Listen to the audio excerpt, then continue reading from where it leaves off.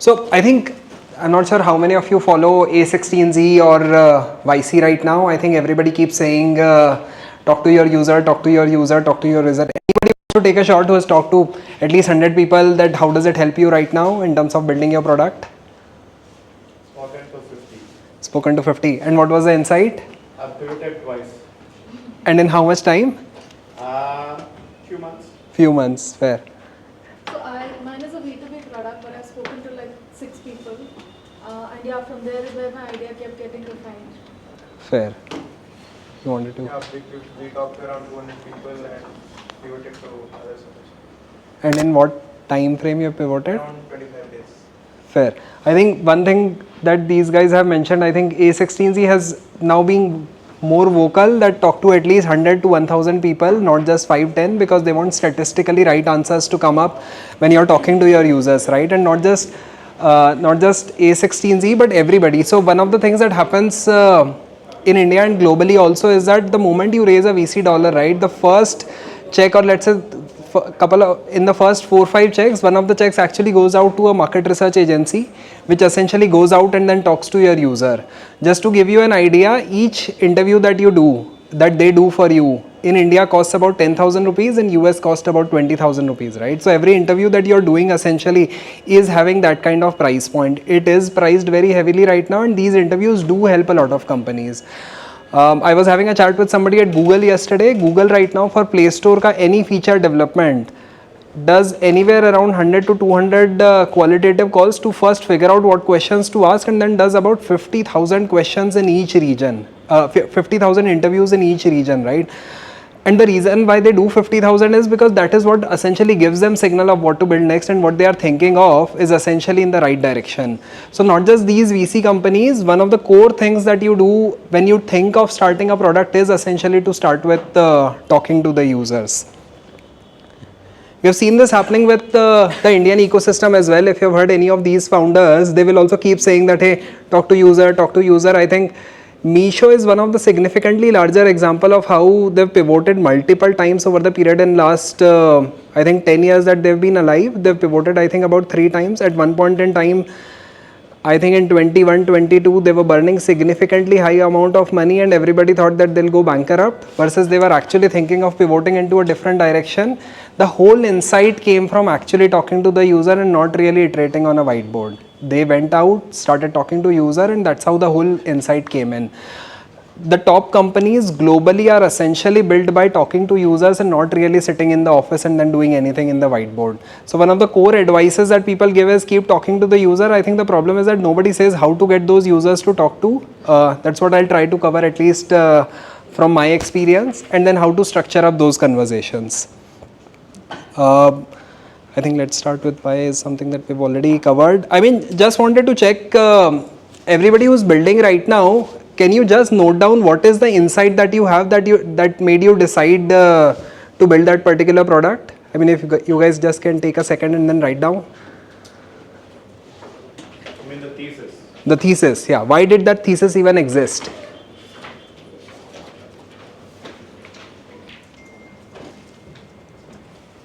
Yeah, I think now can you note down how many of those, like the insight that you have had, how many of those fit in these behaviors? Like how many of them are your opinions? How many of that is a hypothesis that you only have? How many of that is some past behavior that you have seen, and something which is a paid behavior? Somebody got incentivized to have that particular thing. What do you mean by paid behavior? People are paid to do something. Okay. For example, I'm paid to take an interview.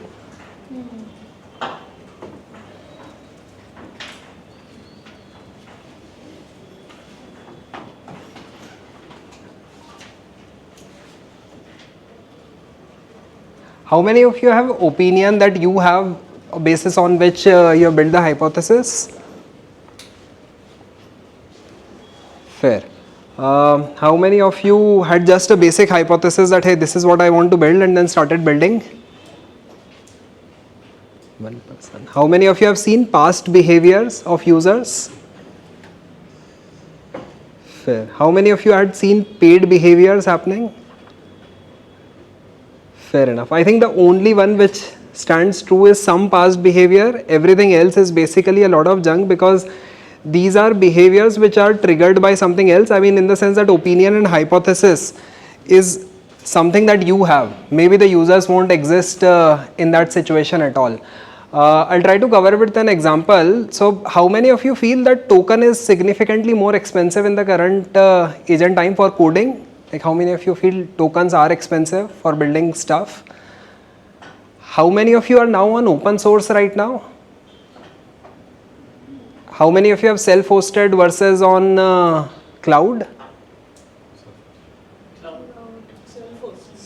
Self-hosted open source tools is what you guys are using.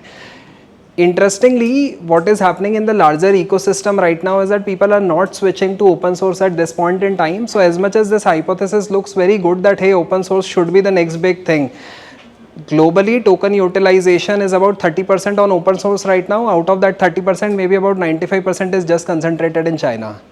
So people are not really ready to move to open source right now. They are essentially just thinking that hey, I'll keep paying OpenAI or Anthropic. So as much as the problem looks very interesting from the outside that hey, this is a significantly larger problem to solve, somebody should start building on open source platforms and so on and so forth, people are not switching it very aggressively. And I'm talking about large scale companies also. Today any open source model which is available is competing very aggressively with the frontier labs at this moment in time.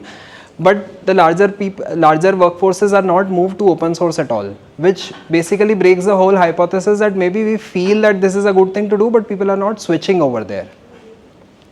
So I would usually recommend that anything which is your own opinion, just don't go with it. See a past behavior of people actually moving to something else, and then if the behavior stands true, then the hypothesis makes sense. Otherwise, hypothesis is just something which is a problem that you particularly have. Another example that I can also give is a lot of us feel that personal finance is something that should have been solved, right? I mean, doing your accounting and so on and so forth, right? Multiple startups have come up and multiple startups have failed. This hypothesis has never stand true because people never want to look at their bank accounts. They don't want to know how much I'm spending and where I'm spending. I think the general behavior is that people want to stay blind on it, right? That is why personal finance as a category never became big. And people are still, by the way, in today's age and time also still trying to solve that. Let me try to solve a personal finance problem. Why this is very critical to actually think about asking questions or building a hypothesis is that if you are actually building a hypothesis which is essentially your own problem statement and not really a wider past behavior or other people's problem, is that you will never be able to reach to a PMF generally. I mean, this has happened in multiple cases where a lot of companies scaled up significantly large and the PMF never existed. A PMF is largely, I mean, this is what Claude says, not something that I've typed over here, but largely what I also believe is that a PMF is a state which is a leading indicator that precedes it, which is essentially when you talk to people, people are facing those problems, and then the lagging indicator is essentially the retention that happens with it, right? I mean, something that you have been consistently either paying for or consistently that you have been using for. I mean, example is maybe Instagram, that you keep using it every single day, so the retention is also very high. And on day one when we started sharing the photographs, right, it looked very lucrative. So there was a front end indicator that hey, I want to post my photographs so that everybody can see it, and then there was a lagging indicator that after 6 months also I've continued to use the platform, whether I'm posting it or not, I'm still using the platform, right? So both of them, these things, if they don't exist, your PMF may never come.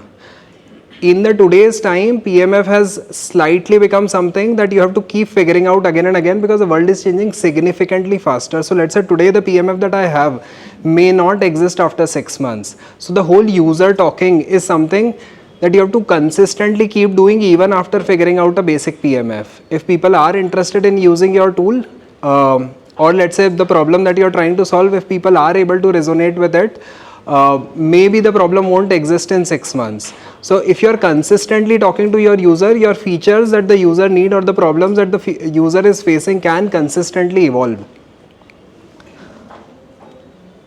We'll also make this interactive. So if anybody of you have any question, just raise a hand. Happy to answer anything. Yeah.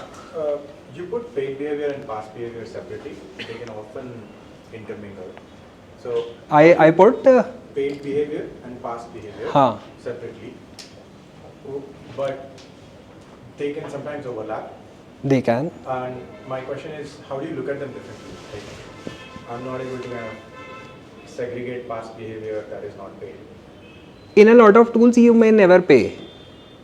Right? So, I mean, in the sense that are you incentivized to do something? For example, I'm paying you 50 rupees to sign up on my app. How many of you have heard about Dazzle? Nobody. I mean, it's a new app, upcoming app. They are giving 500 rupees. It's a woman beauty app. A woman would know it. They are giving 500 rupees free cashback, right? I've seen it being exploited in our society where till the point they were running 500 rupee ka cashback, everybody in the society was using it. I could see those ladies coming in, going out. The moment they stopped, the whole app disappeared, right? This is a very clear paid behavior of a, because I'm giving you the service for free. There's an adoption happening, but then the moment I drop the service, the adoption is gone. Right? So if I keep incentivizing users to use my product, the PMF may never exist. Right? Let's say if I give you a 100 rupee airport ride, there would be a significantly large amount of adoption to an extent that the bus users will also come on the taxi app, right? But they may never come up as a PMF, because the moment I stop that and start charging them the real money, the users will immediately drop off. Past behavior is something that, hey, I had this problem, I've been facing this problem for some time, which makes hypothesis slightly more stronger, that I've been facing some sort of problem in that particular arena. That is why I've segregated both of them.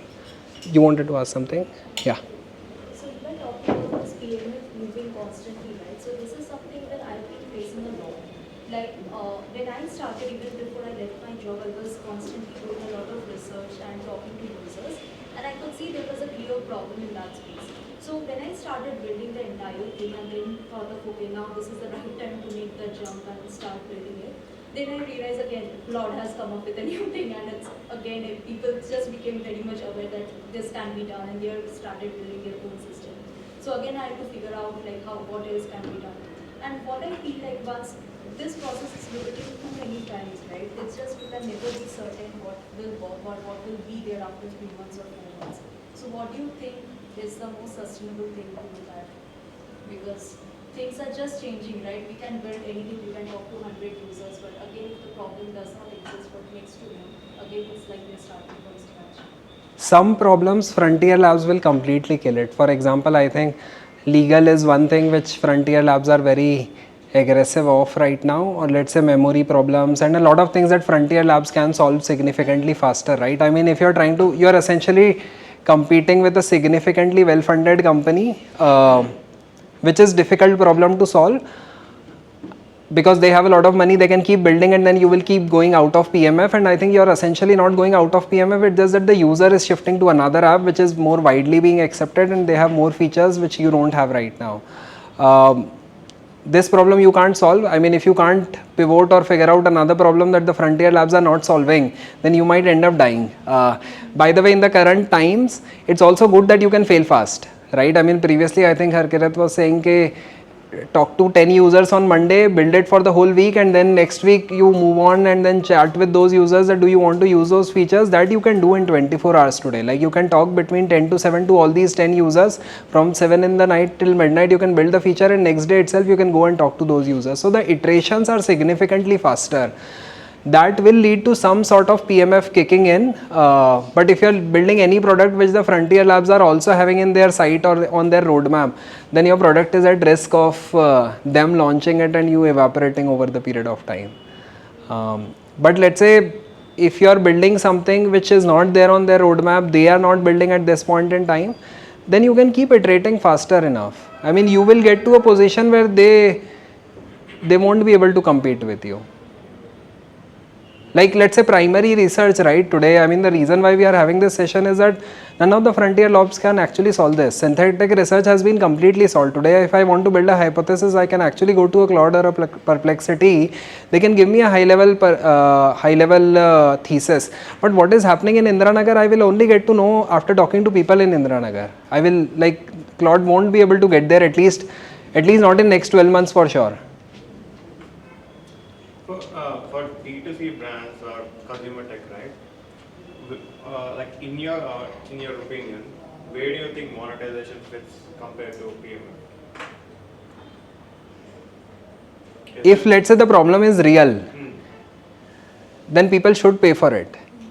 If people are not ready to pay for it, maybe the problem is, हाँ ठीक है, nice to have.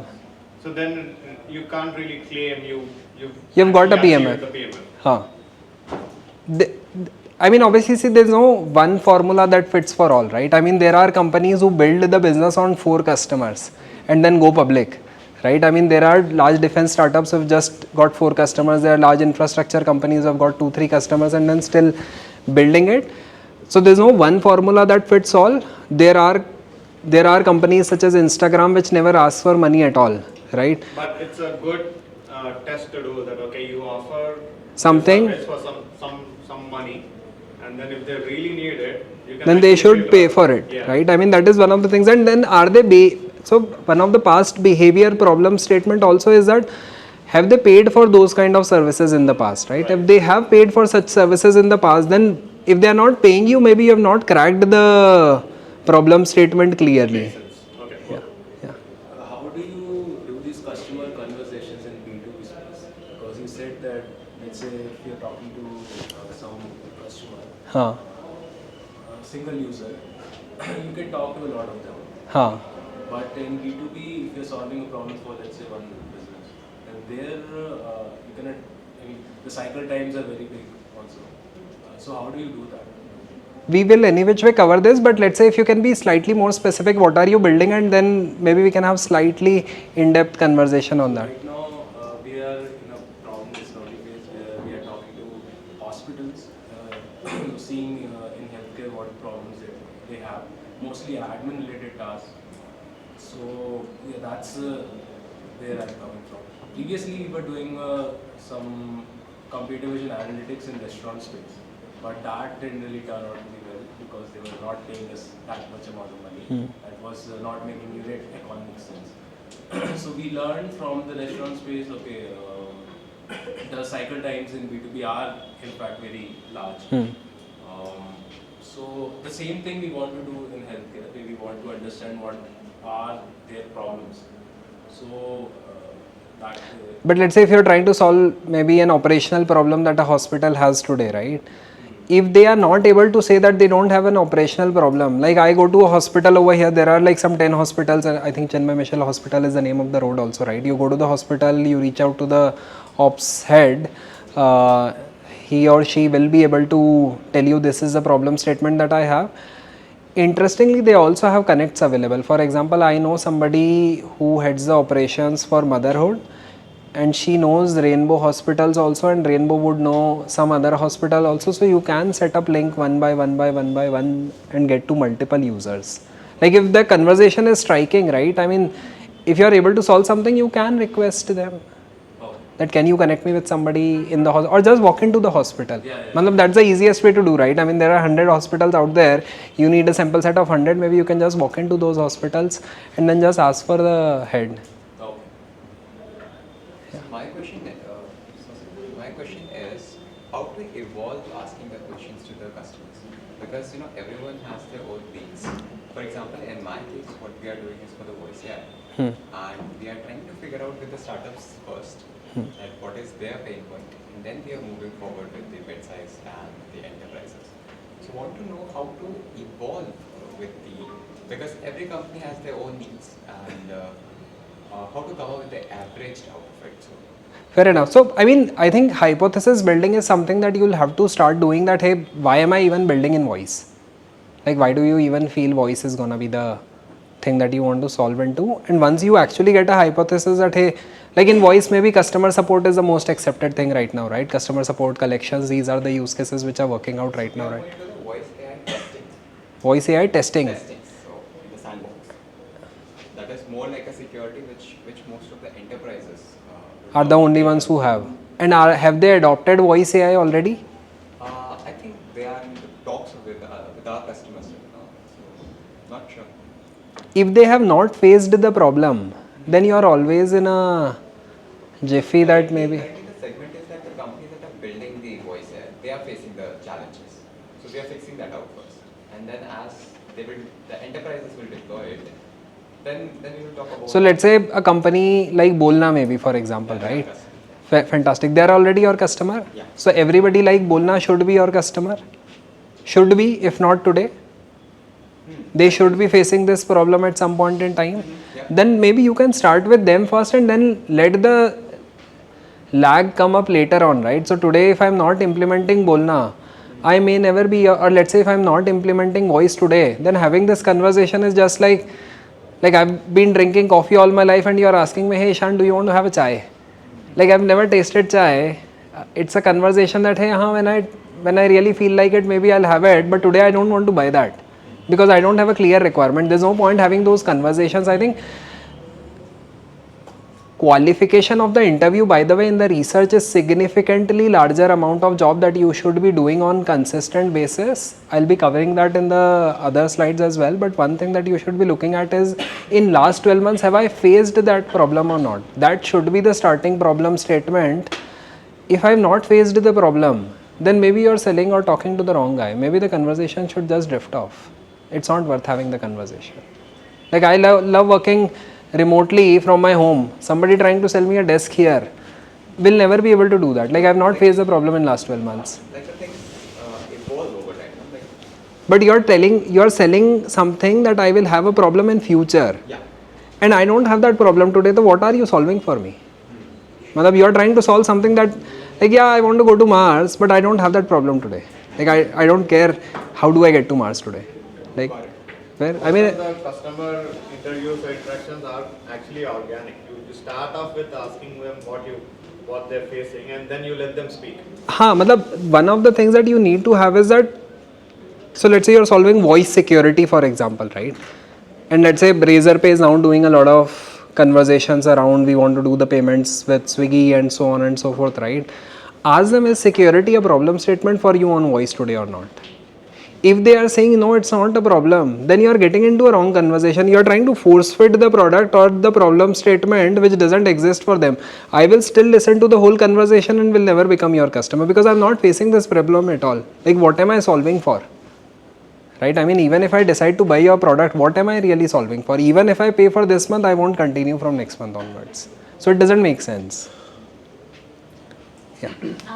In B2C especially, sometimes what people say they do and what people actually do is very different. There's a mom test, right? So let's say you can't tell somebody that their kid doesn't look good.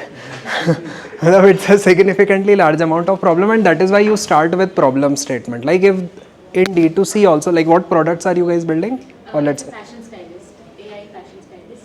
So it helps you figure out what to buy and where. fair enough. And do people have that problem?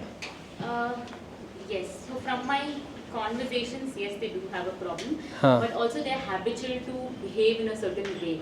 So to get them, even though problem hai, I know that मैं Myntra पे जाके I do this thing every day. So sometimes it's difficult to figure out that कि ये problem है भी कि नहीं.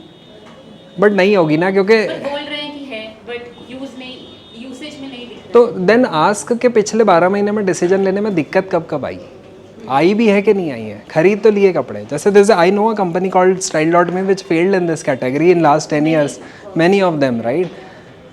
And they have also tried this hypothesis कि हाँ यार ये तो problem हमको आ रही है. I mean the founder wanted to do a lot of fashion and she's like this is an evident problem, or maybe the TAM is too small.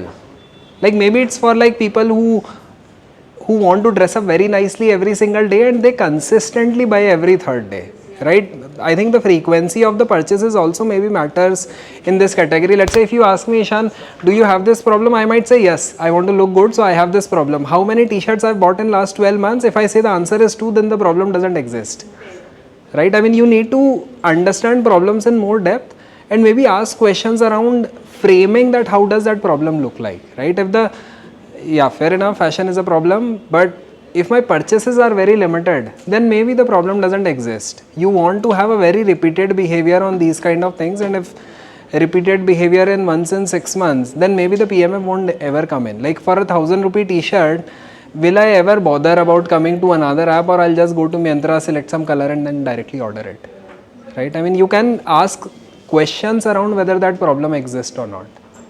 In her case, doing a simple smoke test of asking for money can also justify whether it's a real problem. Even if she makes the app free, will the retention happen on the app?